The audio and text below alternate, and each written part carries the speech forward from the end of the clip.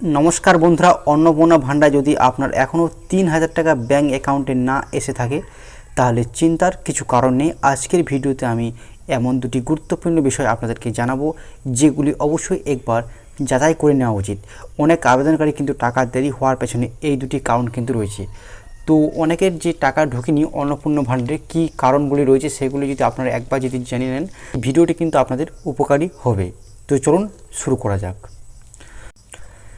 তো আপনারা কিন্তু সবার প্রথমে গুগলে চলে যাবেন। গুগলে কিন্তু social registry.gov.in সার্চ করে কিন্তু আপনার সবার আগে কিন্তু অফিসিয়াল পোর্টালে গিয়ে কিন্তু আপনার আবেদনটা দেখবা স্ট্যাটাস চেক করবেন যে আপনার আবেদনটা অনলাইনে কি স্ট্যাটাস দেখাচ্ছে। ঠিক আছে, যদি আপনাদের আবেদনে অ্যাপ্রুভ দেখায় তাহলে কিন্তু আপনার আবেদন অনুমোদিত হয়েছে, অর্থাৎ আপনার আবেদনটি কিন্তু সাকসেস হয়ে গেছে এবং পেমেন্ট প্রক্রিয়া থাকতে পারে। ঠিক আছে, তো বুঝতে পারছেন যদি অ্যাপ্রুভ হয় তো খুব ভালো জিনিস।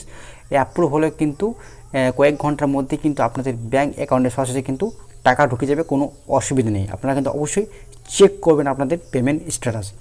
আর যদি পেন্ডিং অথবা আন্ডার প্রসেস বা আন্ডার ইনকোয়ারি দেখায় তাহলে আপনারা কিন্তু বুঝবেন আপনার আবেদন এখনও যাচাইয়ের পর্যায়ে রয়েছে। এই অবস্থায় অপেক্ষা করুন, তো স্ট্যাটাস দেখুন।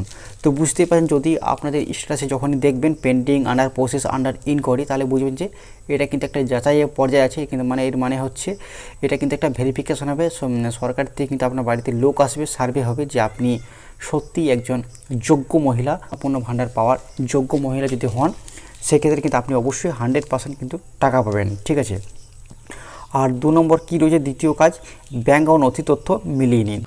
আপনার ব্যাঙ্ক অ্যাকাউন্টটি সক্রিয় আছে কি না, আধারের সঙ্গে ব্যাঙ্ক অ্যাকাউন্ট সঠিকভাবে সংযুক্ত আছে কি না, আবেদন করার সময় দেওয়া নাম, অ্যাকাউন্ট নাম্বার, আইএফএসসি কোডে কোনো ভুল আছে কি না, একবার এইসব ভালোভাবে যাচাই করুন।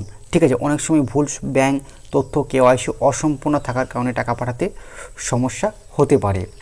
তো বিষয়টি আপনারা বুঝতেই পারছেন যে আপনারা কিন্তু দ্বিতীয় কাজ কিন্তু আপনাদের ব্যাঙ্কের অ্যাকাউন্টটি সঠিক আছে কি না। ঠিক আছে, আপনাদের ব্যাঙ্ক অ্যাকাউন্টের সঙ্গে আধার কার্ডের লিঙ্ক আছে কিনা একবার চেক করে নেবেন।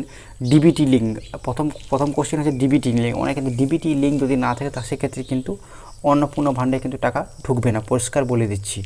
আপনারা কিন্তু অবশ্যই চেক করে নেবেন যে আধারের সঙ্গে লিঙ্ক রয়েছে কি না, ডিবিটি লিঙ্ক রয়েছে কি না, এবং আপনাদের অ্যাকাউন্টটি সক্রিয়ভাবে অ্যাক্টিভ আছে না নেই। অবশ্যই কিন্তু আপনারা 6 মাস অন্তর অন্তর কিন্তু ট্রানজ্যাকশন বা লেনদেন করবেন, তবেই কিন্তু অ্যাকাউন্টটি চালু থাকবে।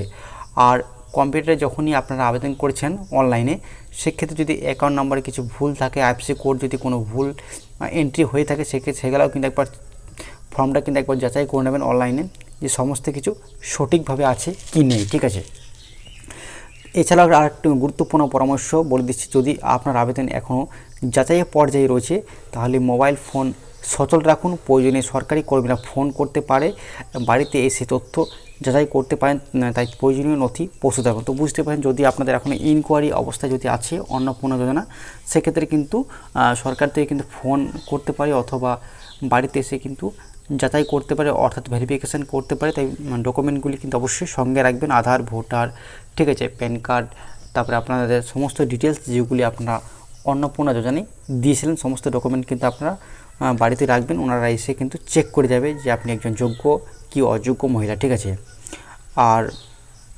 যারা টাকা পাচ্ছে তারা অনেকেই কিন্তু, এছাড়াও আপনারা জানেন যে অন্নপূর্ণা যোজনায় কিন্তু 1,20,00,000 কিন্তু টাকা ছেড়ে দেওয়া হয়েছে। 3,000 টাকা ব্যাঙ্ক অ্যাকাউন্টে কিন্তু সরাসরি ঢুকে গিয়েছে।